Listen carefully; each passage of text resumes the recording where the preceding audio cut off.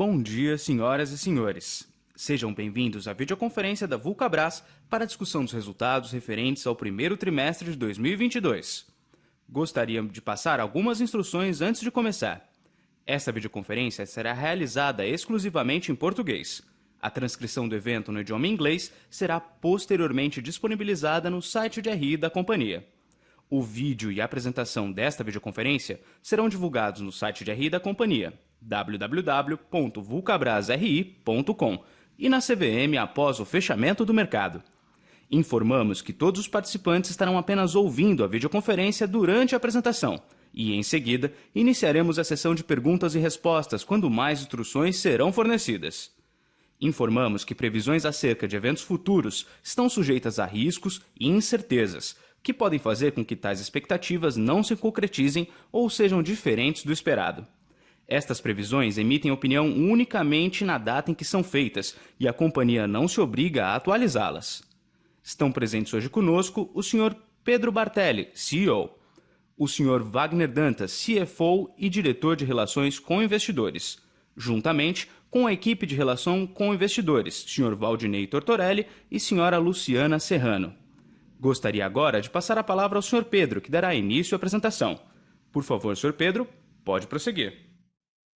Desde 1973, o esporte está no nosso sangue.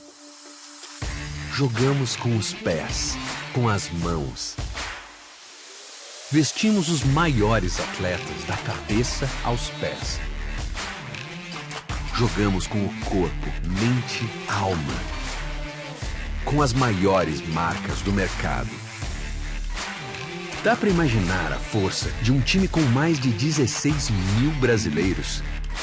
São 16 mil corações batendo juntos, unidos por um mesmo propósito: construir um país melhor a partir do esporte. Desenvolvendo, desenhando, criando, produzindo, vendendo, de brasileiro para brasileiro.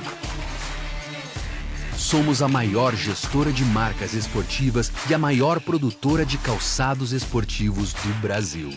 2,2 bilhões de reais em receita bruta. Mais de 27 milhões de calçados e peças vendidos.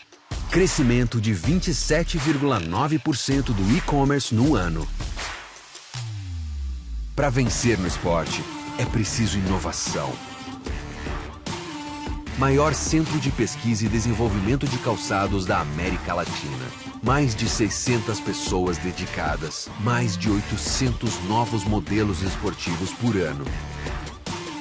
Parque industrial com tecnologia de produção de nível mundial. 300 milhões CAPEX investidos para a modernização das fábricas nos últimos 3 anos. Cada uma com mais de 70 mil metros quadrados de área. Para vencer no esporte, é preciso agilidade. Menor time to market comparado às marcas internacionais. 19 mil PDVs ativos. Distribuição para todos os estados brasileiros. Para vencer no esporte, é preciso trabalho em equipe.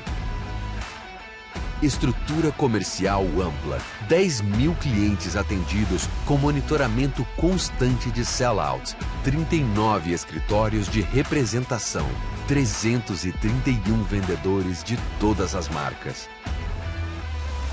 E-commerce com equipe dedicada para expandir a presença digital das marcas. 8 mil participantes no programa de afiliados. Presença nos 15 maiores marketplaces do Brasil. Novo centro de distribuição em Extrema, Minas Gerais. 11.500 metros quadrados de área. Capacidade para 8 milhões de produtos. Mais de 100 colaboradores diretos. Maior equipe de merchandising do mercado esportivo. 19 mil pontos de venda. 600 mil peças de merchandising produzidas por ano. 55 mil vendedores treinados em todas as marcas. Cobertura nacional com equipe de promotores. Equipe de marketing dedicada por marca e patrocínio de grandes eventos e atletas. O esporte nos ensinou que a busca pela melhor forma acontece todos os dias. Ainda tem muito jogo pela frente e a gente nunca esteve em melhor forma. Vulcabras, vivemos para o esporte. Olá, bom dia. Sejam todos bem-vindos à audioconferência de resultados da Vulcabras. Vou passar aqui os principais destaques do nosso primeiro trimestre. Mantendo a tendência de alta dos últimos 7 trimestres, os resultados da Vulcabras no primeiro trimestre de 2022 registraram um novo recorde. A receita líquida cresceu 53% na comparação com o mesmo período de 2021, alcançando faturamento de 477 milhões e lucro líquido de 54 milhões. Um aumento de 270%. Foi o melhor primeiro trimestre na história da companhia. O EBITDA chegou à marca de 84 milhões, um aumento de 124% frente ao ano anterior. O desempenho financeiro da empresa no primeiro trimestre de 2022 foi embasado pelo crescimento estruturado das 3 marcas esportivas que compõem o portfólio da Vulcabras e que são hoje a principal alavanca de negócios da empresa. A Olímpicos, líder de mercado em volume de vendas, a Under Armour, marca referência em training, e Mizuno, com 25 anos de Brasil e agora com uma coleção de produtos nacionais 100% desenvolvida pela companhia desde janeiro de 2022. A chegada da Mizuno ao portfólio em 2021 ampliou o mix de marcas esportivas, consolidando o processo de transformação estratégica com foco no mercado esportivo iniciado pela organização há 3 anos. Para suportar o crescimento e oferecer às marcas da companhia as melhores tecnologias esportivas e maior capacidade industrial, a Vulcabras inaugurou em março desse ano a expansão da fábrica de Horizonte, no Ceará, que após o investimento de 105 milhões, ganhou mais 7 mil metros quadrados, passando para 120 mil metros quadrados dedicados à produção de calçados.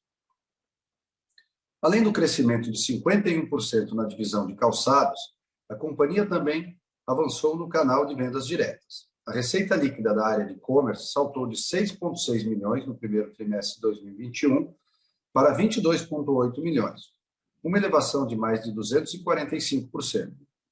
Em 2021, a empresa inaugurou um centro de distribuição de 11.500 metros quadrados em Extrema, Minas Gerais. Antes, a operação do e-commerce era terceirizada e a mudança permitiu à Vulcabras ter controle completo da operação logística, o que reduziu o prazo médio de entrega de 5 para 2,4 dias. Outro destaque no primeiro trimestre de 2022 foram as vendas para o mercado externo, principalmente para a Argentina, que cresceram 110%, de 31,4 milhões para 66 milhões, representando 13,8% da receita no trimestre. Enquanto que as vendas de vestuário e acessórios esportivos cresceram 144%, o que fez a divisão de vestuários passar de 6,4% para 10,2% na representação da receita da empresa, comparado o primeiro trimestre de 2021 com o primeiro trimestre de 2022. A composição de marcas da companhia, seja na divisão de calçados ou vestuário, oferece solução para todos os perfis de consumidores e atletas, o que dá à companhia flexibilidade para buscar os melhores resultados, independentemente do cenário econômico. Além disso, o diferencial de ser uma organização verticalizada e ter uma indústria dentro de casa, via um modelo de negócio ágil e flexível, confere capacidade de adaptação e agilidade na resposta diante de mudanças de mercado. O portfólio de marcas da Vulcabras permite entregar uma ótima solução para o consumidor, seja um cenário positivo ou adverso.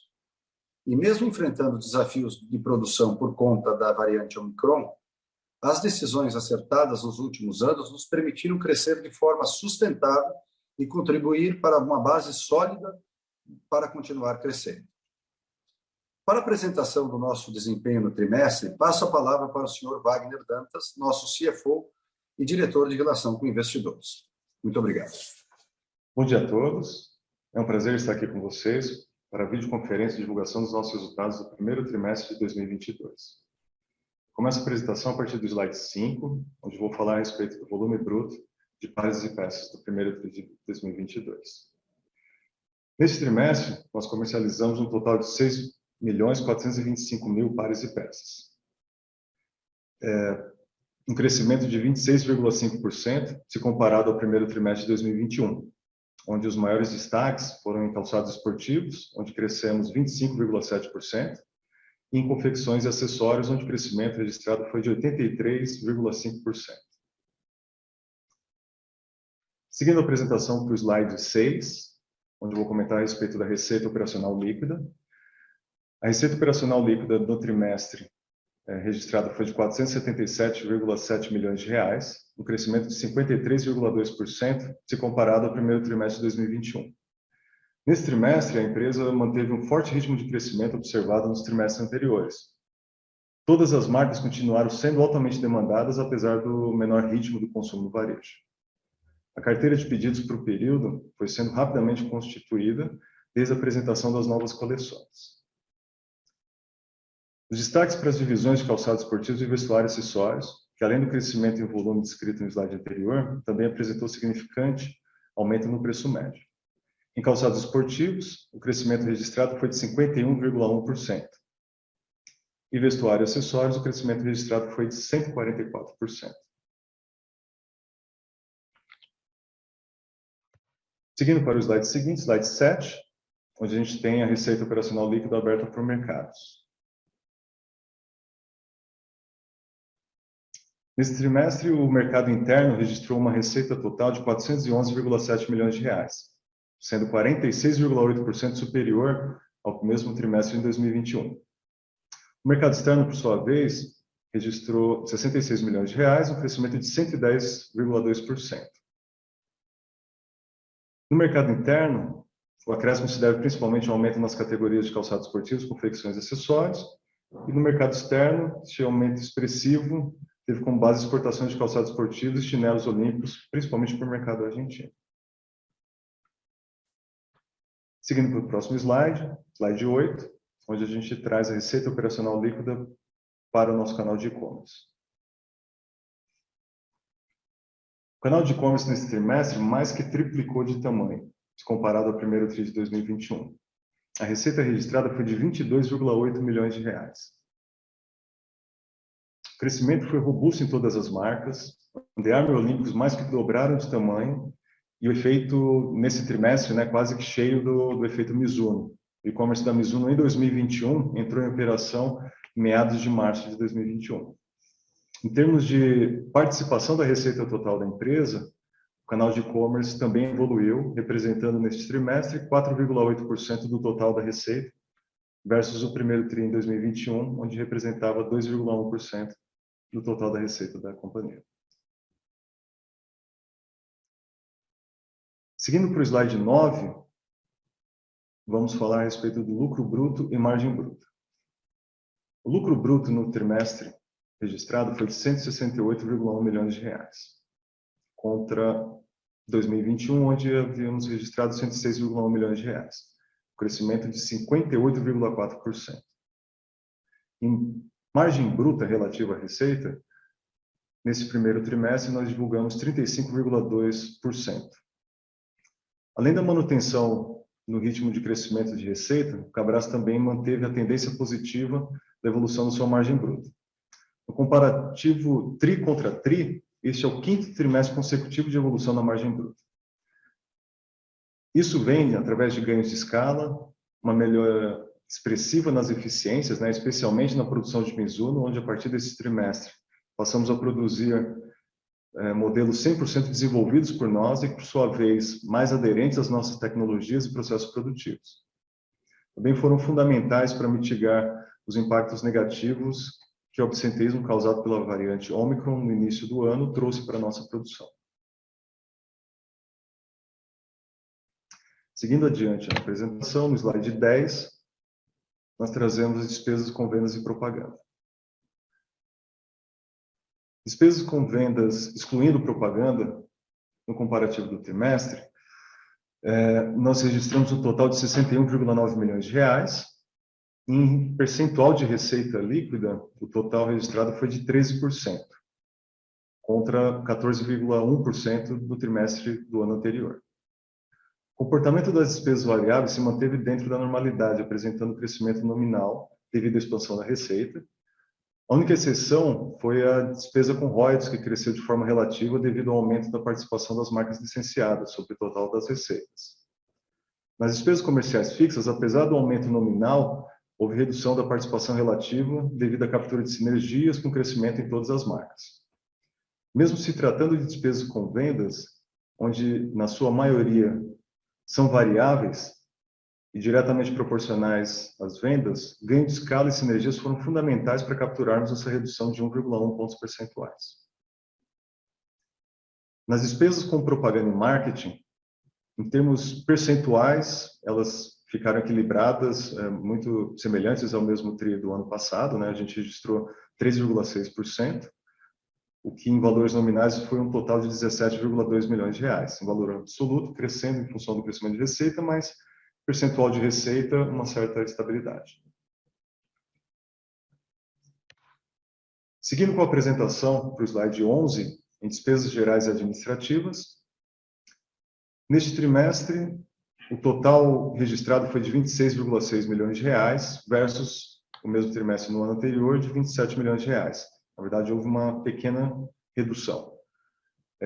Em percentuais de receita, uma redução mais significativa, né? De 8,7%, nós caímos para 5,6% sobre receita líquida nesse trimestre. Houve um certo equilíbrio realmente nas despesas administrativas e com crescimento acentuado na receita, o percentual de receita líquida, a queda foi de 3,1 pontos percentuais. Seguindo para o slide 12, vamos falar de resultado financeiro líquido e dívida líquida. Na comparação do primeiro trimestre de 2022 versus o primeiro TRI de 2021, as principais variações foram o aumento nos juros pagos, devido à alta das taxas de juros ao longo dos últimos meses, e a variação cambial passiva devido à apreciação do real ao longo desse trimestre. No que diz respeito à dívida líquida, em março de 2022, a companhia apresentou uma dívida líquida de 137,6 milhões de reais, sendo 41,8% inferior à observada no encerramento do ano passado, em 31 de dezembro de 2021. A diminuição do endividamento se deu pela geração de caixa em virtude da redução do capital circulante, proporcionada pela diminuição do contas a receber de clientes, e pela expansão de fornecedores a pagar, e que tiveram como contraponto a elevação dos estoques. Seguindo para o slide 13, trazemos o lucro líquido e o ROIC ajustado. O lucro líquido no trimestre foi de 54 milhões de reais, representando 11,3% sobre a receita líquida. Em valores nominais, um crescimento mais que 3 vezes o mesmo lucro registrado no ano anterior. Em pontos percentuais, foi um crescimento de 6,6 pontos percentuais. Cabe ressaltar que o lucro deste trimestre não teve qualquer benefício de créditos extemporâneos ou mesmo receitas não recorrentes. O resultado deste trimestre foi construído 100% pela boa performance operacional, onde prevaleceram a evolução do lucro bruto em virtude de uma melhor performance operacional e uma maior diluição das despesas operacionais fixas devido ao expressivo crescimento das receitas. O ROIC ajustado, considerando os últimos 12 meses, atingiu 25,8%.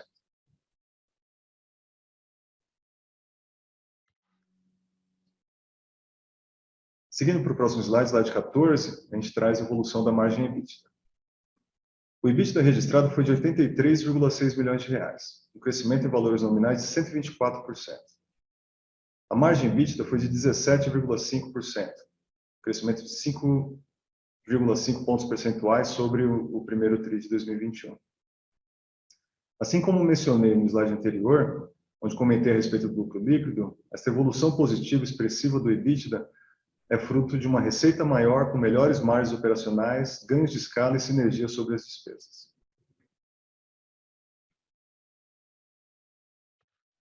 Seguindo para o slide 15, apresentamos o CAPEX.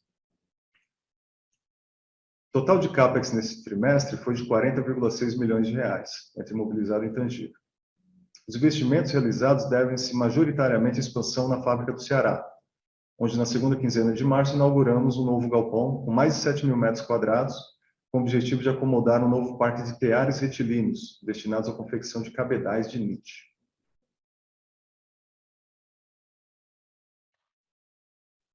Seguindo para o slide 16, onde apresentamos a variação e a evolução do fluxo de caixa. A variação do caixa no primeiro trimestre de 2022 foi positiva em 96,2 milhões de reais. A variação apresentada foi constituída essencialmente pelos seguintes eventos: o EBITDA de 83,6 milhões de reais, uma diminuição na necessidade de capital de giro de 69,4 milhões, uma diminuição no passivo bancário de 2,6 milhões de reais, variação entre ativos e passivos de longo prazo de 7,5 milhões de reais, investimentos imobilizado e intangível de 39,3 milhões de reais. Sendo assim, finalizamos nossa apresentação e abriremos espaço para perguntas. Obrigado. Iniciaremos agora a sessão de perguntas e respostas para investidores e analistas. Participantes podem enviar perguntas por escrito utilizando a ferramenta Q&A, localizada na parte inferior da tela. Para realizar perguntas via áudio, basta clicar no botão Levantar a mão. Quando o seu nome for chamado, aparecerá uma notificação para abrir seu microfone. Aguarde enquanto coletamos as perguntas.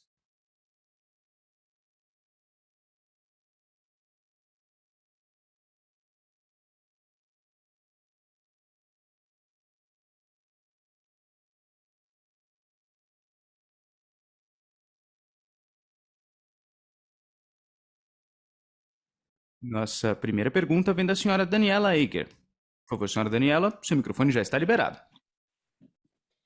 Bom dia, Pedro Wagner, obrigada por pegar minha pergunta. Eu tenho duas perguntas. A primeira em relação à dinâmica de margem, né? Eu acho que foi um destaque até positivo e surpreendente frente aí todos os desafios que a gente vem vendo aí, né? Tanto em relação ao trimestre por conta do absenteísmo, quanto mesmo a dinâmica de aumento de custos. Eu queria entender para frente como que vocês estão pensando, se ainda tem espaço, não sei se de repente por mix ou mesmo repasse de preços para que essa margem continue evoluindo.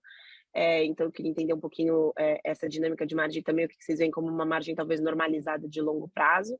E minha segunda pergunta é em relação a novos licenciamentos, né? Eu acho que esse é um debate que tem acontecido bastante no setor, a gente vê bastante interesse de marcas estrangeiras em fazer esse outsourcing, né, para players locais. E a gente escuta muito isso até de players do setor e também até as associações. Então, entender como vocês estão vendo eventuais novas oportunidades nessa direção. Obrigada. Obrigado, Daniela, pela pergunta. Foram duas perguntas, né? A gente vai dividir a resposta aqui também em dois. Tá? A respeito da margem bruta, acho que como você bem colocou, realmente a gente capturou um resultado, acho que dentro do contexto bem positivo. O primeiro trimestre, primeiro que sazonalmente, né, o primeiro trimestre não é o trimestre de melhores margens do nosso negócio, da indústria do varejo como um todo, né? Então, além do efeito sazonal, a gente começou o ano ali com todos os impactos do absenteísmo, né, oriundos aí da onda de Covid, da Omicron, né? E isso trouxe uma certa desorganização, né, nas fábricas. Um absenteísmo não programado é o pior que tem, né? Porque você não sabe quem vai faltar em qual posição, né? Isso realmente deu bastante trabalho para manter as eficiências dos patamares que a gente conseguiu. Acho que o contraponto disso, e aí respondendo a sua pergunta, né, o que a gente pode esperar de margem bruta daqui para frente, é justamente o efeito Mizuno by Vulcabras. A Mizuno já está há um ano dentro de casa, né? E ao longo de 2021, a gente não capturou as melhores eficiências, as melhores margens, né, que nós poderíamos, até porque a gente produziu produtos onde o desenvolvimento havia sido feito pela antiga casa, produtos que a gente precisou dar 2 passos para trás em termos do que há de mais moderno e eficiente, né, no processo produtivo. Agora, a partir de janeiro, a gente produz uma Mizuno by Vulcabras, que traz consigo, né, além de novidades, cores, novas tecnologias, realmente a marca traz para o consumidor no ponto de venda uma nova marca, uma nova Mizuno, produtos modernos, né? Eles já saem desde a prancheta, né, 100% realmente conectados, aderentes com os nossos processos e tecnologias produtivas e que são as mais eficientes, padrão global, né, em termos de eficiência e tecnologia. A Mizuno é, sim, um efeito de chancela que carrega nessa melhora de eficiência ponderada aí da empresa e que também nos traz confiança. Produzir Mizuno desenvolvido por nós nos traz bastante confiança de ao longo de 2022, capturar melhores eficiências e que vão se traduzir, né, em melhores margens no que diz respeito ao contexto interno, né? O contexto externo, macroeconomia, pressão inflacionária, isso a gente continua, eu acho que na política que não tem como ser diferente, né? Reajustando preços na medida em que a inflação realmente nos pressiona, seja por matéria-prima ou seja por dissídios aí de mão de obra. A respeito de novas marcas, novos negócios, vou pedir para o Pedro responder para você. Obrigado. Obrigado, Wagner. Daniela, obrigado pela pergunta. Só ajudando aqui na resposta do Wagner, como a gente sofre muito tem muito dessa pergunta sobre o aumento dos custos, realmente os custos aumentaram muito, mas esses custos aumentaram muito durante o ano de 2021. A gente ainda prevê um pouco de aumento de custos, mas a maior parte do aumento veio em 2021. Nós crescemos um pouquinho a nossa margem, comparado ao ano passado, não a margem bruta, não total como a gente esperava, por causa do absenteísmo e porque esses custos subiram um pouquinho mais do que a gente imaginava. Mas, como a gente conseguiu ganhar margem? Nós repassamos um pouco os preços, foi possível repassar os preços, adaptamos um pouco a nossa coleção, porque a empresa é muito ágil em criar suas coleções, e crescemos, diluímos um pouco os nossos custos. Acredito que o grosso do aumento de custos já veio no ano de 2021. A gente compra, né, com um pouco de antecedência, a gente já tem os custos bem mais controlados esse ano daqui para frente. Sobre novos licenciamentos, a Vulcabras, nos últimos 3 anos, adquiriu duas marcas. A Under Armour, há praticamente 3 anos, e a Mizuno, há praticamente 1 ano, começou em fevereiro do ano passado. O mercado realmente tem uma tendência de consolidação, muitas empresas nacionais estão licenciando marcas ou juntando operações, eu acredito que isso vai ser uma constante. A Vulcabras está muito atenta a novos negócios, mas tem uma avenida muito grande de crescimento orgânico. A Mizuno, dentro da operação, já quase 50% de crescimento com o que ela vinha fazendo, mas ela é uma marca que pode dobrar de tamanho rapidamente. Hoje, a Mizuno, utilizando todos os recursos que a Vulcabras tem de desenvolvimento de produto e especialização na produção de calçados, já vem crescendo bastante. A própria Under Armour vem de uma base mais baixa, representa algo em torno de 10%, menos de 10% do nosso faturamento, então também tem uma avenida grande de crescimento. E a própria Olímpicos, que já é líder de mercado, mas que vem atuando em outros mercados também. Não só a questão do nosso crescimento no e-commerce, principalmente no vestuário, que vem crescendo bastante, mas também numa outra categoria, que é a categoria de alta performance, que nós começamos a atuar fortemente nesse primeiro trimestre. Lançamento de um produto de placa de grafeno, o primeiro produto de placa de grafeno do mundo, que vem democratizando também o acesso à alta performance. Então, as 3 marcas têm uma avenida boa de crescimento, mas nós estamos bastante atentos a novos negócios. Quando a gente puder falar sobre eles, falaremos.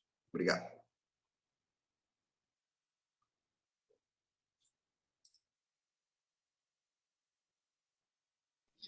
Tá ótimo, obrigada.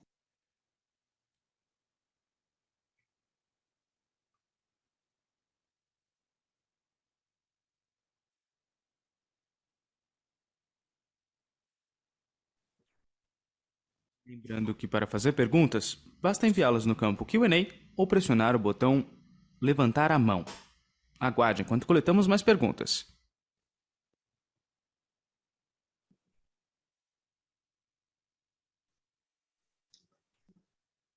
Bom, a gente recebeu uma pergunta aqui no chat de Q&A e eu vou lê-la para que o Pedro possa responder. A pergunta foi enviada pelo Thiago Pinter. Parabéns pelo resultado expressivo da Vulcabras neste trimestre. Gostaria de saber mais detalhes sobre a evolução da receita de Under Armour com relação à receita total da empresa. qual é o share hoje da Under Armour sobre a receita da companhia e qual foi a evolução do preço médio por par da marca na comparação com o trimestre anterior. Quais estratégias da empresa para continuar apresentando os ganhos em um cenário de maior inflação e menor poder de compra do consumidor no Brasil? Muito obrigado. Tiago, obrigado pela pergunta. Eu respondo aqui, Wagner. Obrigado, Tiago, pela pergunta. Eu acho que já respondi uma parte dela na minha resposta anterior. A Under Armour é uma marca que é bastante conhecida nas grandes capitais brasileiras, mas no Brasil inteiro ela não é tão conhecida. Ela é a nossa marca que tem a menor participação atualmente dentro do nosso portfólio. A Olímpicos é líder, a Mizuno já vem com 25 anos de atuação no Brasil, então já tem um conhecimento e um share mais importante. A Under Armour não chega a 10% do nosso faturamento, está próxima de 10% do nosso faturamento. É uma marca muito focada em vestuário. Nosso vestuário está dobrando de tamanho, e muito disso é o foco que a gente tem da Under Armour em vestuário. Os calçados, nós temos que desenvolver uma boa parte deles no Brasil. A marca internacionalmente, 80% do seu faturamento vem da roupa. No Brasil é muito importante o calçado, então também é muito importante essa flexibilidade e esse entendimento que a gente tem com as marcas internacionais de poder criar as coleções aqui. Hoje em dia nós temos mais ou menos a metade de calçado e a metade de vestuário, que é bem relacionado ao que a gente faz, que a gente produz os calçados mesmo, mas representa em torno de 10%. Eu acho que na sequência da sua pergunta aqui, a empresa é muito flexível, muito ágil, muito rápida em se adaptar aos cenários do mercado. Nós ganhamos um pouquinho de margem nesse primeiro trimestre e isso se deve principalmente a esse desenvolvimento de produto que nós conseguimos adaptar rapidamente os produtos, seja com os materiais ou as faixas de preço que nós temos que atuar. Existiu uma demanda reprimida nos últimos meses, que nós, felizmente, conseguimos ganhar um bom share de mercado. Nós não desmobilizamos as nossas operações ao longo da pandemia, nos preparamos para a retomada. Isso fez com que a gente já no ano passado ganhasse esse share, estamos mantendo, mas eu vejo que a empresa está muito agressiva na sua atuação ao mercado, porque além de ter adquirido uma empresa como a Mizuno, ao longo da pandemia, fez muitos investimentos. Nós ampliamos a nossa fábrica no Ceará e modernizamos ela mais ainda, trazendo alguns maquinários super modernos de confecção da parte superior do calçado, como se a gente chama isso de cabedal, né? A parte superior do calçado, que é confeccionado como se fosse uma meia elástica e se adapta direto ao calçado. Isso é uma das modernidades que nós trouxemos agora. Mas estamos bastante agressivos nesse crescimento, investindo muito, inclusive em novas categorias. Não por nada estamos crescendo em vestuário, estamos crescendo também em todas as marcas. É importante falar, a Mizuno começou em fevereiro do ano passado na Vulcabras, já cresceu mais de 50%, mas as outras duas marcas também estão crescendo. Eu acredito que essa adaptação dos produtos vai fazer com que a gente consiga rapidamente atender o mercado e manter as margens que nós pretendemos ter. Tivemos absenteísmo no primeiro trimestre, agora as coisas já estão mais controladas, então a tendência de melhora de margem dentro do nosso orçamento aqui vem se mostrando muito bem. Abril já foi um mês bom, as nossas carteiras estão cheias, esse ritmo de resultados e crescimento do primeiro trimestre segue agora para o segundo.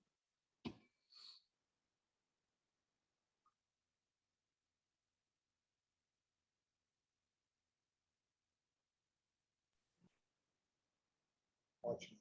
Bom, temos mais perguntas através do Q&A da videoconferência. Eu vou ler a próxima pergunta. Pergunta enviada pela Vitória Minato.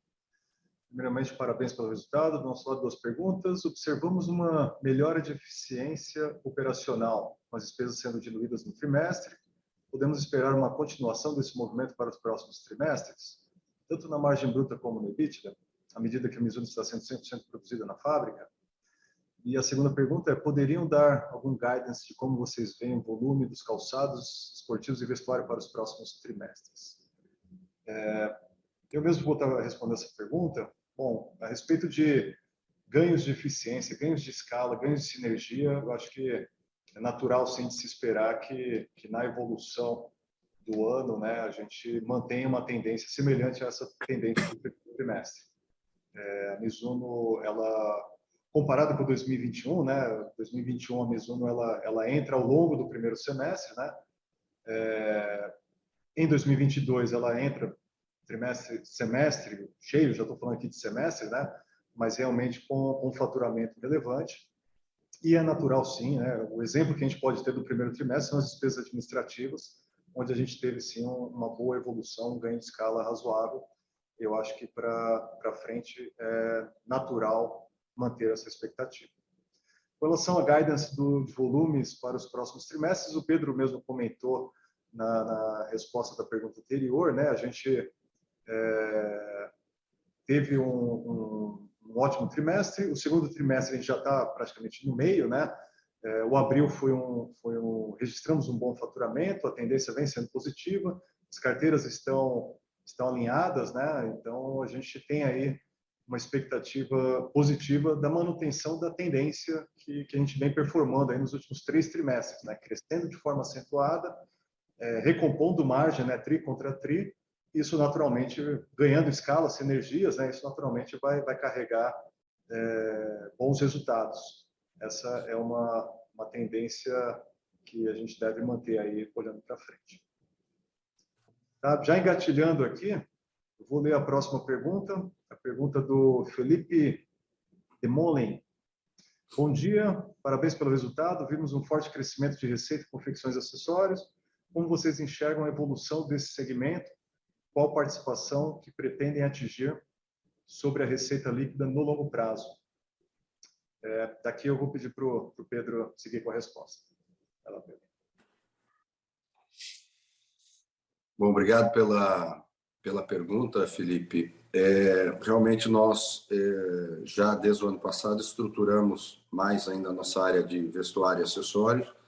Trouxemos uma diretora, chama Vanessa Zabo, uma larga experiência de 20 anos no setor, não só conhecimento de roupas, mas também de fornecedores, produção, no Brasil e fora do Brasil. Tem nos ajudado muito a estruturar todo o setor. Não por nada ele vem crescendo bastante.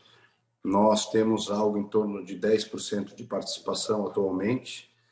Acredito que vamos chegar perto de 20% de participação, meio logo. As marcas esportivas, elas, sua atuação nos países também dependem muito de patrocínios esportivos para crescerem em vestuário e acessórios, principalmente por causa de réplicas de camisetas de futebol ou fora do país, basquete, futebol americano. Esses licenciamentos nós não temos hoje, já tivemos no passado. Sempre está em estudo de voltar a patrocinar alguns times, não temos nada nesse momento, mas a coleção de vestuário esportivo para a prática esportiva normal pode chegar aí a 20%. Hoje já estamos em 10%, mas estamos crescendo bastante. Eu acredito que pode representar, sim, algo em torno de 20%, sem contar com times de futebol, por exemplo. Perfeito, Pedro. Bom, eu vou seguindo aqui, liberando as perguntas que recebemos aqui através do Q&A. A próxima pergunta é do Rodrigo de Oliveira. Bom dia, como os senhores veem as pressões de custos à empresa por guerra e lockdown? Aqui eu mesmo respondo. Acho que respondi um pouco nas perguntas anteriores, né? Pedro mesmo mencionou, a gente acredita que a inflação de matérias-primas, né, o maior hit já tem acontecido ao longo de 2021, mas a gente segue atento, né? Cada coleção que nós lançamos, a gente tem todas as análises de rentabilidade, precificação, e a gente naturalmente vai repassando para o preço a necessidade que esses efeitos inflacionários acabam nos pressionando. Guerra e lockdown com certeza pressiona principalmente combustíveis, commodities, né? E isso, de certa forma, afeta. Tem um delay para isso chegar no preço, né? Mas conforme se chega no preço das matérias, a gente vai repassar. Tá? Obrigado, Rodrigo, pela pergunta. Já engatilhando aqui na próxima pergunta, enviada pelo Edson Reneu da Filho. Gostaria de saber mais sobre a estratégia e primeiros resultados do portfólio da Olympus, especialmente do reposicionamento de produtos para a corrida. Exemplo, corre grafeno, vento corre 2 versus demais tênis casual e treino. Essa pergunta eu vou pedir para o Pedro responder, por favor. Obrigado pela pergunta, Edson. Wagner, acho que vale a pena a gente comentar sobre a pergunta do Rodrigo anterior.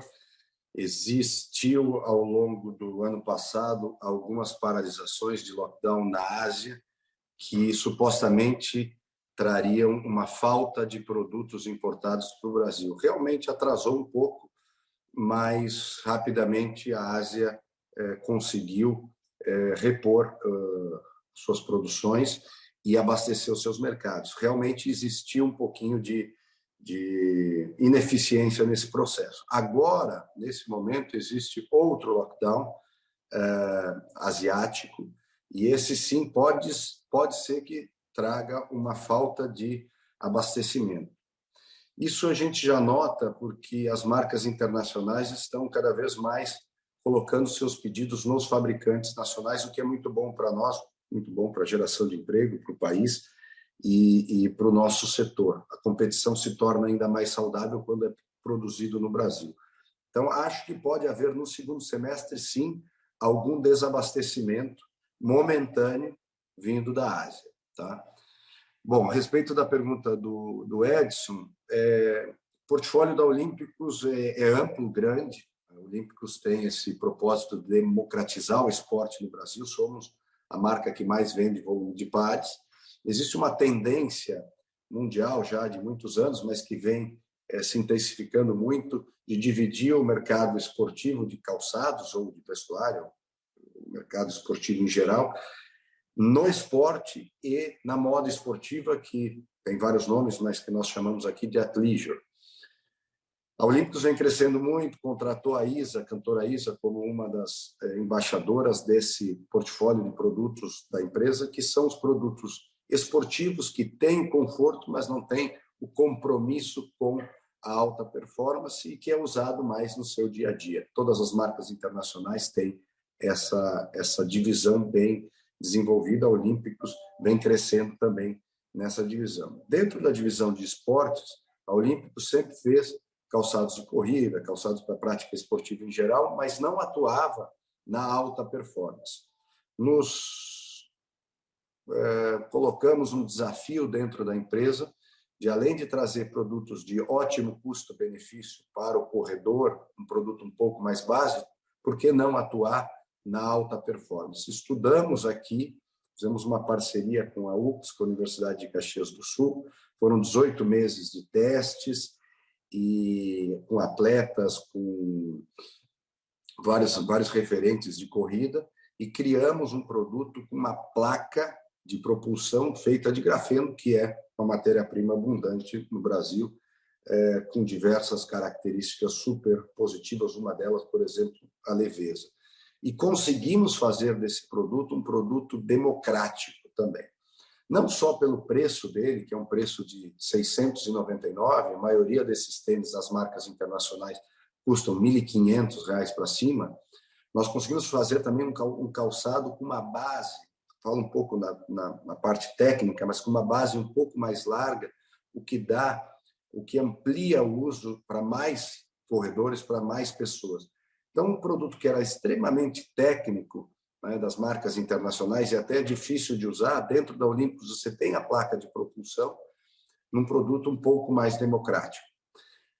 O preço dele é praticamente a metade do preço, tem uma ótima margem, é um preço caro para Olímpicos e já faz com que a gente atue nesse mercado. Tanto esse produto é a nossa ponta da pirâmide, é o produto mais caro, é o que mais representa essa alta performance, mas também criamos uma linha que chama o Corre 2, o Corre Vento, são produtos para maratona, técnicos para maratona também. O produto Corre Grafeno foi uma grande surpresa para a gente, porque, lógico, a gente fez toda uma publicidade, fez todo um lançamento, imaginávamos que ele seria bastante demandado, mas nos nossos meios eletrônicos ele se vendeu em 48 horas, então teve sold out em 48 horas. Isso fez com que a gente aumentasse, essa é a nossa vantagem, aumentasse a produção, as ferramentas rapidamente. O mercado já está sendo abastecido novamente. E a notícia boa é que faz com que a gente acredite, pelos números, de que nós vamos liderar também a venda no Brasil de produtos de placa de propulsão. Claro que esse produto não é um produto que mais vende, né? É um produto caro, mas a Olímpicos, além de ser líder de mercado, agora também vai atuar fortemente em produtos de alta performance. E esse é o nosso propósito, né? Dar acesso a produtos de qualidade, produtos de performance para a maior quantidade de pessoas. Estamos cumprindo com isso também nos produtos de alta performance.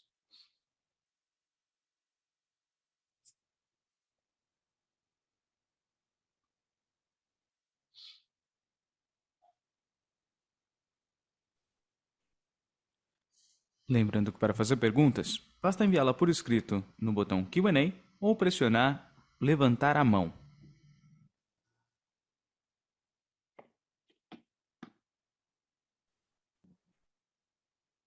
Seguindo para uma próxima pergunta que recebemos aqui no Q&A, a pergunta foi enviada pelo Carlos Herrera.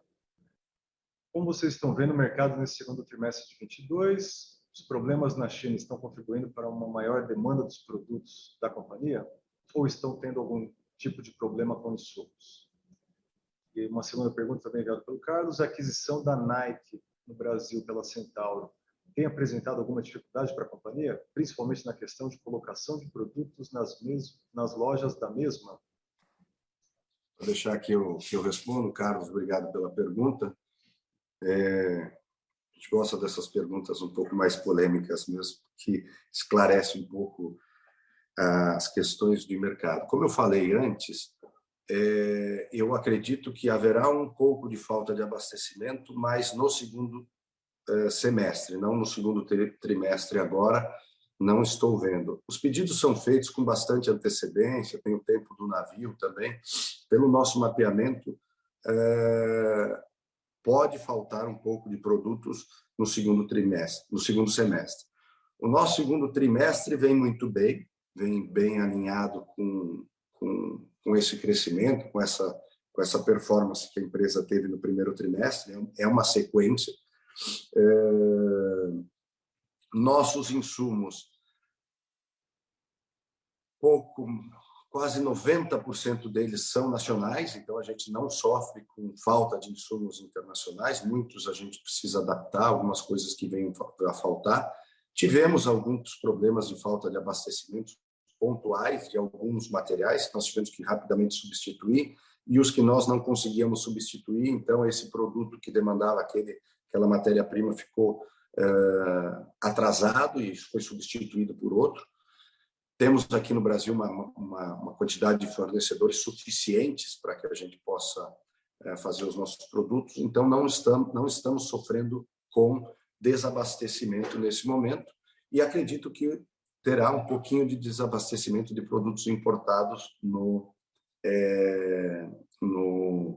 segundo semestre. A aquisição da Nike pela Centauro está apresentando alguma dificuldade? Não, nenhuma. A gente vê com ótimos olhos as marcas internacionais se associarem a operadores brasileiros. Nossas preocupações, os grandes concorrentes, são quando as marcas internacionais usam os países emergentes, ou já usaram no passado o Brasil, por exemplo, para escoar produtos com dumping. E quando você tem um operador brasileiro operando uma marca internacional, com os compromissos de gerar os resultados, isso se torna muito mais justa essa competição. Participação de marcas internacionais no Brasil pode ser algo em torno de 5% do seu faturamento mundial, então não se tornam tão relevantes. Os mercados que atuam mais são nos Estados Unidos ou Europa, que seja. Nossa relação com a Centauro é ótima, nós somos importantes fornecedores da Centauro e não vejo nada que tenha prejudicado a nossa relação, ao contrário, a Centauro é um dos nossos parceiros que a gente vem crescendo bastante.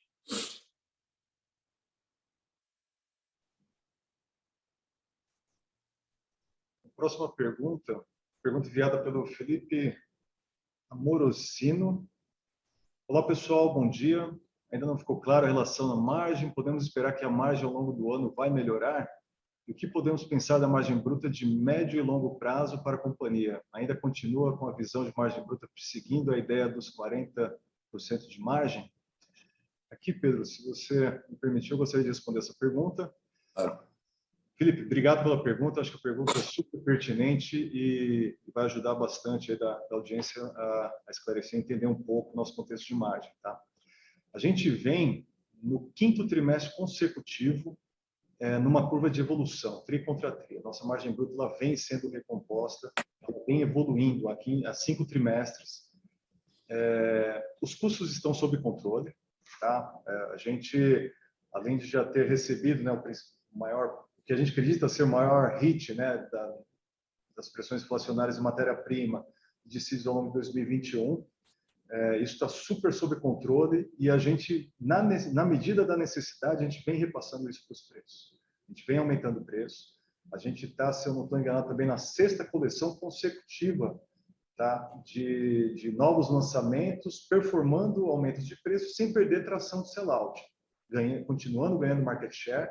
E aqui eu não falo de uma marca específica, eu falo das 3 marcas como um todo, né, comparando com a concorrência na pirâmide de preços. Tá? Mizuno by Vulcabras nos traz muita confiança. Né? Ao longo de 2022, a gente vai estar produzindo os produtos da marca Mizuno, que tem uma receita muito relevante no total ponderado, produtos que foram desenvolvidos por nós e que vão entregar custos de produção mais eficientes e, consequentemente, margens que no ponderado da empresa vai corroborar, né, para que essa média ponderada suba, por uma questão interna. Né? Então, eu acho que o compilado desses fatores assim, nos dá muita confiança em afirmar que sim, a gente vai seguir tri contra tri. Eu acho que esse é o importante do disclaimer, né? A nossa indústria, o segmento varejo, ele é sazonal. As margens nos primeiros trimestres, né, no primeiro semestre, não são as melhores margens do ano. Então, a gente vai sim, primeiro tri de 22 contra primeiro tri de 21, segundo tri de 22 contra 21, terceiro tri, quarto tri contra o ano anterior. E ao longo de 2023 a gente tem bastante confiança, a gente vai continuar nessa curva ascendente aí de busca e recompondo margem bruta tri contra tri. Tá? Você perguntou aqui, né, se a gente continua perseguindo a ideia dos 40% de margem. Sim, 40% eu acho que continua sendo um alvo. Eu vejo difícil, né, da gente, total ponderado empresa, alcançar isso ainda em 2022, mas eu vejo com muita clareza e segurança um caminho pavimentado para que a gente possa, sim, no futuro próximo aí, tá voltando a atingir esse patamar de margem bruta. Tá? Não sei, Pedro, se você tem algum ponto a complementar, mas agradeço bastante, Felipe, aí pela pergunta. Não, eu vejo que, só exatamente o que você falou, a margem, ela vem... Nossa tendência é se aproximar, assim, de 40%. Tivemos recentemente uma pandemia e um aumento de custos bastante expressivo.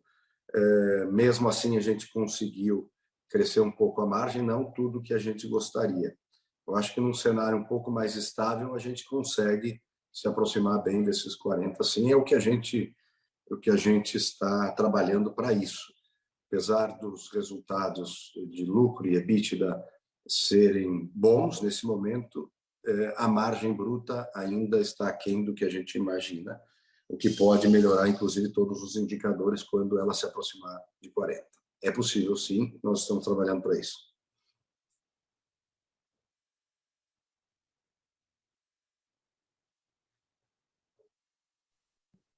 Perfeito. Bom, seguindo aqui para a próxima pergunta enviada pelo Cristiano Eusébio Martins. Um dia há previsão para dividendos? Na verdade, é uma sequência de várias perguntas, né? Vamos fracionando aqui para a gente poder responder todas, né? Há previsão para dividendos? Com o programa de recompra, não diminuirá ainda mais a liquidez da VUC3?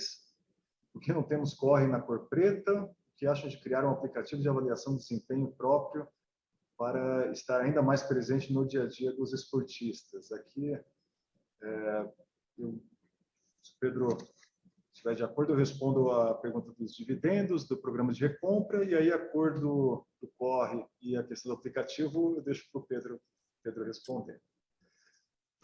Cristiano, sim, a gente, em 2021, já distribuiu dividendos, né, de forma antecipada, lá em novembro. Para o exercício de 2022, com certeza a gente precisa distribuir dividendos, né, por uma exigência legal, né, no mínimo de 25% do lucro pela lei das SAs. 2022, a gente vem numa tendência muito positiva, né, vocês perceberam na página da apresentação que trata endividamento líquido e também a evolução do nosso fluxo de caixa. A gente vem numa geração de caixa bem interessante, mas a gente traz também, né, um crescimento muito acentuado, né, da empresa. A empresa cresce de forma bem relevante, e esse crescimento naturalmente vai exigir, vai demandar uma necessidade de capital de giro que deve consumir parte desse caixa. Tá? A gente vem acompanhando nas nossas projeções.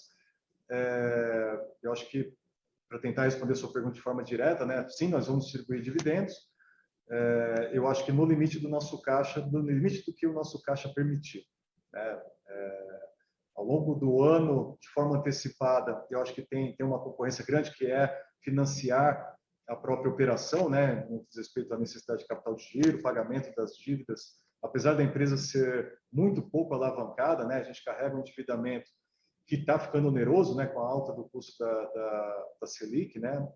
A gente vem priorizando estar pagando dívidas, né. A gente prefere reinvestir, na verdade, o custo da dívida em desenvolvimento, em lançamento de novos modelos, reinvestir no negócio, do que pagar simplesmente juros por pagar. Mas até a próxima GO, com certeza, a gente vai estar realizando distribuições. O programa de recompra não diminuirá ainda mais a liquidez da VUC3, né? Eu acho que sim, a recompra, né, ela, se efetuada, com certeza vai restringir ainda mais, né, um ponto de atenção, que é a questão da nossa liquidez. Eu acho que a questão do plano de recompra, né, só para clarificar um pouco as nossas intenções, né, eu acho que é visível a todos, né, que a empresa é uma empresa sólida, a empresa está divulgando, né, vem performando ótimos resultados, tem um horizonte, uma expectativa muito positiva para os resultados futuros, né. E o fato é que hoje, se você, por qualquer metodologia de valorização, comparação com peers no mercado, é visível, é notório que o preço da nossa ação está visivelmente descontado, né? Está muito abaixo do que seria o razoável, né? Então, esse programa de recompra, assim, não necessariamente a gente precisa utilizar, mas o fato é que, oportunisticamente, né, a gente prefere sim ter a possibilidade de recomprar, seja para utilizar, né, no pagamento aí dos planos de stock options que nós temos em vigor, seja para maximizar o resultado para os acionistas, né, através de cancelamento ou venda com lucro, através de tesouraria. Eu acho que é mais ter uma opção, né, uma possibilidade de utilizá-lo, caso, assim, a ação continue em patamares que ela está, ou até abaixo, né. Eu acho que é muito pouco razoável, né, você ver o preço da ação da forma que está descontada hoje, né, e não ter pelo menos essa ferramenta, essa possibilidade habilitada, tá? Esse é a nossa ótica com relação a esses dois pontos.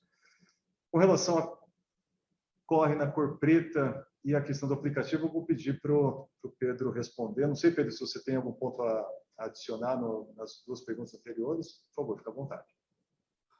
Não, acho que respondeu perfeito, Wagner. Só dizer que, firmemente, de que nós temos a intenção, sim, de pagar bastante dividendos. É uma empresa que não quer acumular caixa, e sim quer pagar dividendos. É a nossa intenção aqui na Vulcabras. A Vulcabras vem crescendo muito, precisa financiar a sua operação, mas o propósito nosso aqui é crescimento e pagar dividendos.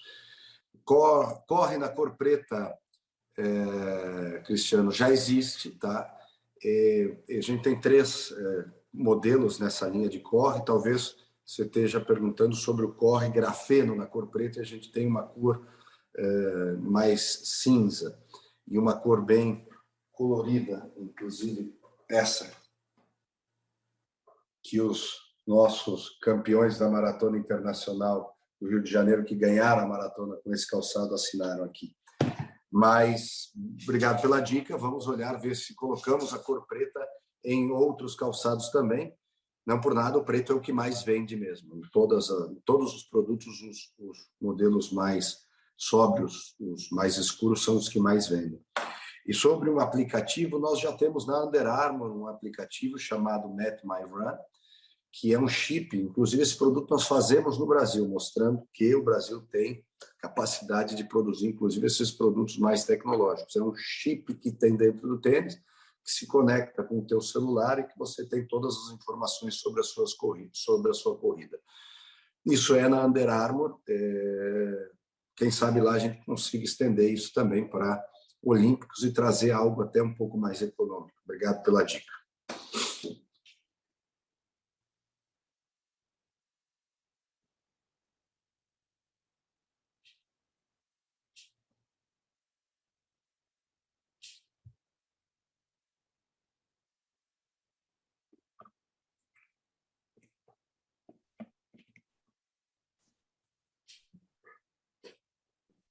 Bom, próxima pergunta enviada pelo Alexandre Assalia.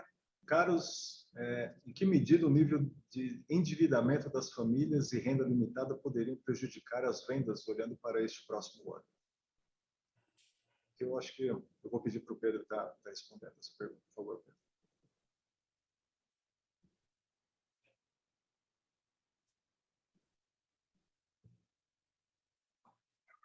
Bom, Alexandre,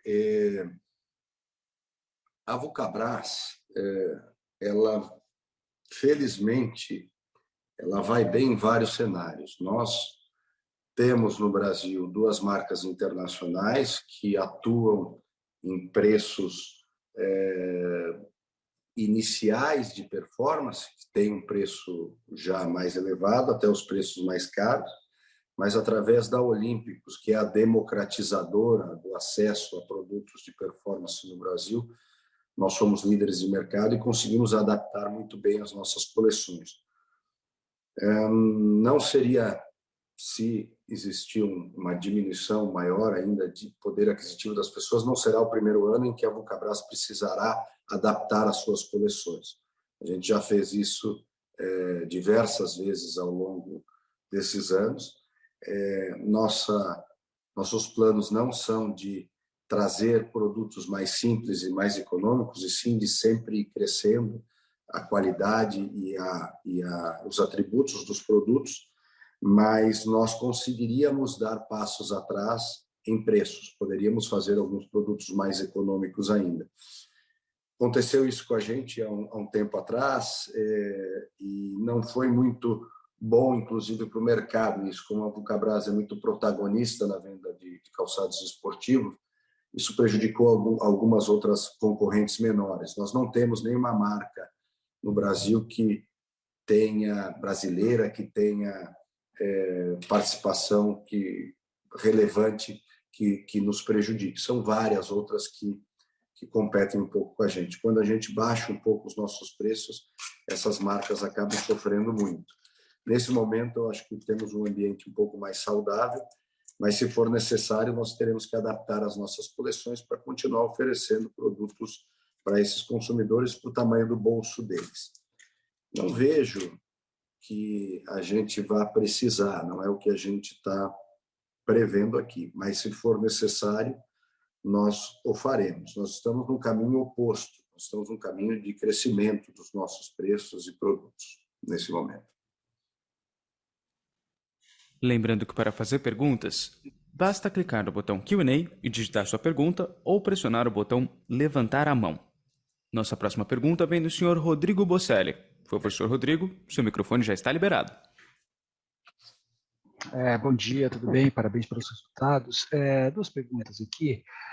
Primeiro, sobre o CAPEX, né? Vocês seguem fazendo os investimentos, teve essa ampliação lá no Ceará que vocês fizeram, instalação da máquina NIT, essa coisa toda, e eu vi que teve um volume importante de investimentos aí no primeiro trimestre, então eu gostaria de saber, por favor, o que acontecerá do segundo trimestre para frente.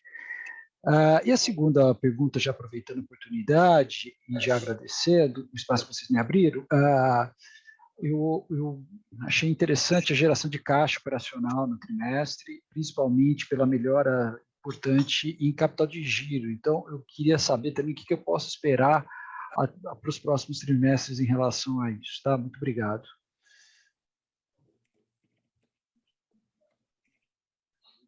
Aqui, Pedro, se você estiver de acordo, eu respondo as duas perguntas aqui do Rodrigo. Rodrigo, a respeito... Bom, antes de mais nada, muito obrigado aí pela pergunta e pela interação conosco, né? A respeito do CAPEX, né? A gente registrou aí um CAPEX de 40,6 milhões de reais. O CAPEX que veio menor, mesmo com alguns investimentos de produtividade, expansão de capacidade de novas tecnologias, que é o cabedal de NIT. É um CAPEX que vem menor do que o primeiro tri do ano passado. Eu acho que investimentos relevantes nesse assunto, nesse projeto específico, a gente deve estar desacelerando ao longo do ano, né? Eu acho que em termos de expectativas de CAPEX para o ano, a gente deve ter um CAPEX no mesmo patamar ou talvez até um pouquinho menor do que foi o CAPEX do ano passado, tá? Eu acho que a empresa ela deve viver agora uma tendência, né, de retomada a um CAPEX de manutenção ao longo dos próximos trimestres e que inclui moldes ferramentais para o lançamento de novos modelos, manutenção das fábricas. A gente chama de CAPEX de manutenção, mas é o CAPEX ongoing, né, recorrente aí da manutenção, da operação como um todo, não necessariamente manutenção de máquinas ou de prédios, né. A respeito da geração de caixa, a gente, acho que resvalia ali na resposta na pergunta anterior a respeito do endividamento, né?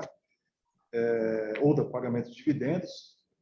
A gente tem uma aplicação que vai ser necessária para financiar esse crescimento da empresa, que é a necessidade de capital de giro. A gente tem um CAPEX que deve ser parecido com o do ano passado, numa tendência de CAPEX de manutenção, e a gente carrega um endividamento, apesar da empresa estar bem desalavancada, né? Talvez a menos alavancada, a mais desalavancada do setor, a gente vem, sim, com objetivos claros aí de estar pagando as dívidas que vencem ao longo do ano, até para que a gente possa reduzir o serviço da dívida, reverter, na verdade, esse valor oriundo do serviço da dívida em investimentos do negócio, né, novos projetos, novos modelos, tá? Então, eu acho que é um pouco as prioridades, né, do caixa, né? Eu acho que financiar crescimento, pagar as dívidas conforme seus vencimentos ao longo do ano, reduzindo e assim se transformando, né, buscando não ter mais uma dívida líquida, mas sim uma caixa líquido, né, para que a gente possa estar realizando distribuições futuras, né? Como o Pedro mesmo mencionou anteriormente e muito bem lembrado, né? O propósito da empresa é gerar valor para os seus acionistas, e um dos caminhos é através de pagamento de dividendos, caso a gente não tenha projetos, transformações, investimentos que tragam ainda mais valor para o negócio. Tá? Obrigado pela pergunta, Rodrigo. Eu que agradeço. Obrigado.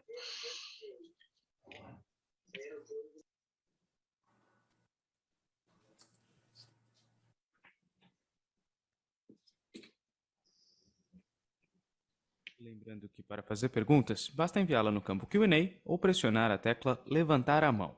Aguarde enquanto coletamos mais perguntas.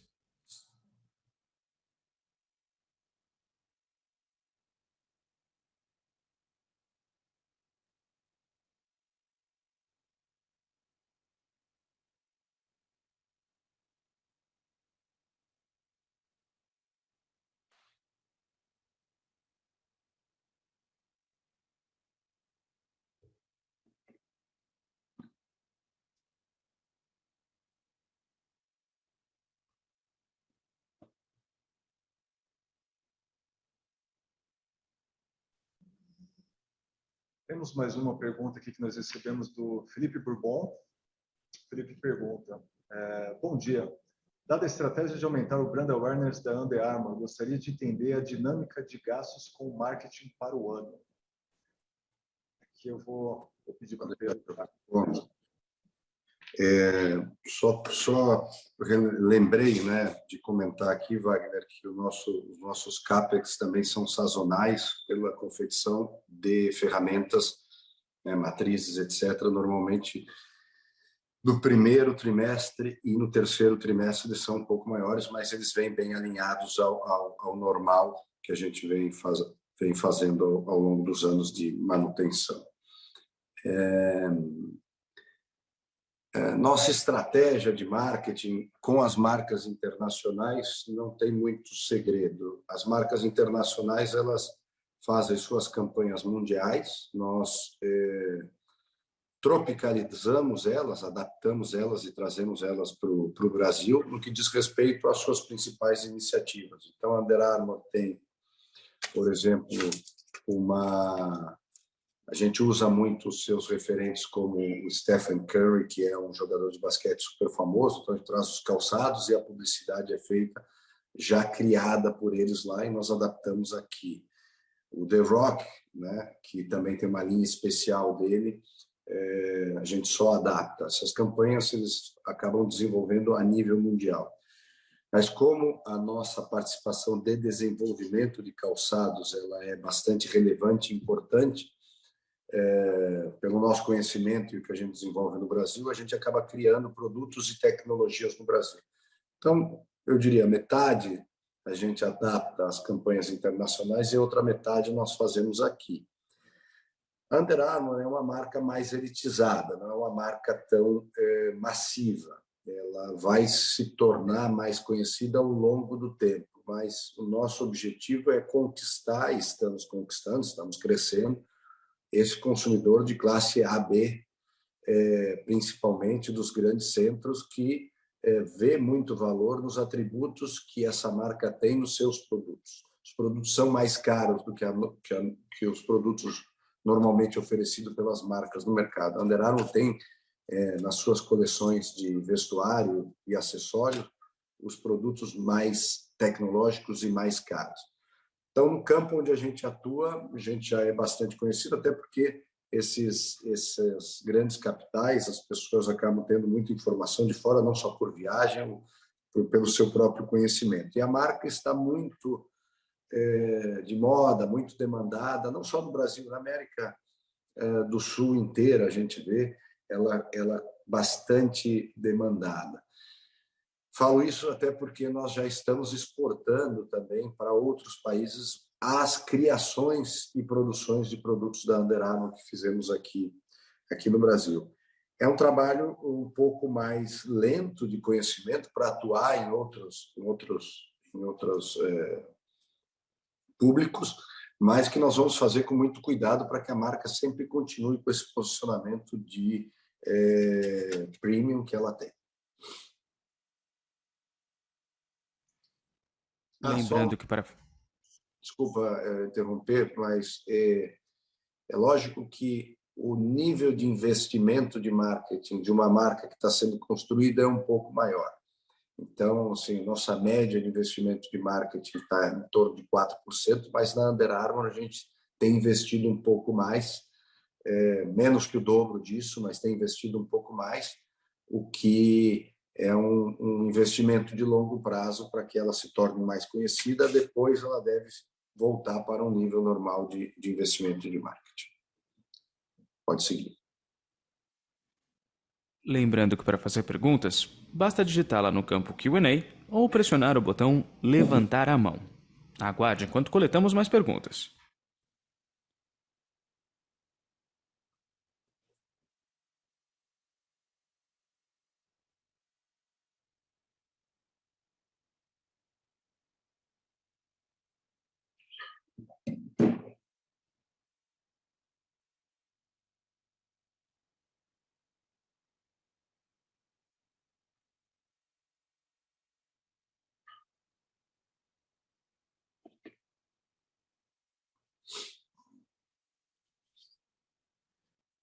Não havendo mais perguntas, gostaria de passar a palavra ao Sr. Pedro para que faça as considerações finais. Por favor, Sr. Pedro. Bom, primeiramente agradeço a todos pelo interesse, obrigado pelo apoio aí de todo o pessoal da RI também da Vulcabras. Só alguns pontos recapitulando um pouco o que a gente vinha falando no passado, a gente vem com esse reposicionamento da empresa, foco total no esportivo. As 3 marcas hoje já trabalham dentro do nosso sistema bastante adaptadas, desenvolvimento de produto da Mizuno, uma Mizuno já desenvolvida aos nossos moldes, bem adaptada à produção das nossas fábricas, investimentos feitos ao longo dos últimos anos para ampliação e modernização estão praticamente completos. Prevemos um crescimento bastante relevante e importante para a empresa. Todas as marcas vêm crescendo, inclusive a Olímpicos, que já é líder de mercado, e existem essas avenidas de crescimento importantes no e-commerce, no vestuário e acessórios, e também melhoramos a nossa atuação no mercado externo. A gente tinha uma participação em torno de 10% nas exportações, hoje já estamos próximos de 14%, conseguimos recuperar as exportações, principalmente para o mercado argentino. O crescimento da empresa vem um pouquinho dessas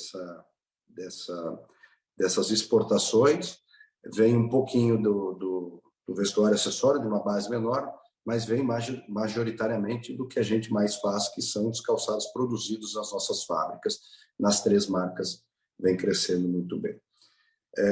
Tendência de resultados e de crescimento segue para o segundo trimestre, praticamente na mesma base do que a gente tem visto no primeiro trimestre, o que é bastante animador para nós como empresa. Então, a empresa está muito sólida, a empresa está muito bem e atenta a todas essas modificações e consolidações do mercado.